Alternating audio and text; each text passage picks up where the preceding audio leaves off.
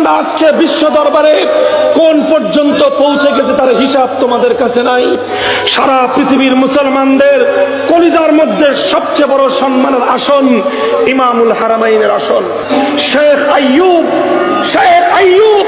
যার সুললিত কণ্ঠের কোরআনের তেলাওয়াত দুনিয়ার পনে 200 কোটি মুসলমানদেরকে মাতোয়ারা করে দিয়েছিল। পবিত্র নববী মসজিদ নববীতে আল্লাহর পয়গম্বরের শিয়রের সামনে দাঁড়িয়ে বছরের পর বছর যিনি পবিত্র রমজানুল মুবারকে ইমামতি করতেন, যার জাদুমাখা কোরআনের তেলাওয়াত শুনে লাখো বেঈমান ঈমান গ্রহণ করবার সুযোগ হয়েছে। শেখ আইয়ুব রোহিঙ্গা মুসলমানদের সন্তান।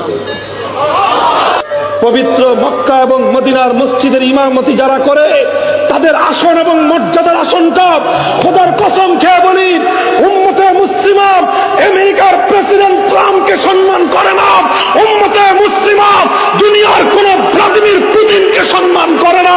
तमाम পৃথিবীর মুসলমানদের হৃদয়ের সিংহাসনে সৌদি আরবের বাদশা সালমানের জন্য সেই সম্মানের আসন নাই। পবিত্র মসজিদে হারাম এবং মসজিদে নববীর ইমামের যে স্থান,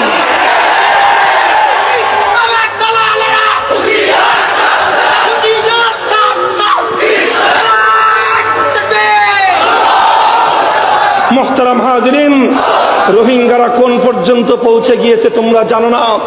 আজও মসজিদে হারামের গলিতে গলিতে, পবিত্র মসজিদে হারামের পিলারের গোড়ায় গোড়ায় যারা উম্মতকে দ্বীনের তালিম দেয় তাদের মধ্যে অসংখ্য অগণিত রোহিঙ্গা মুসলমান রয়েছে। কাজেই কোন মুখে রোহিঙ্গাদেরকে নিয়ে উপহাস করো?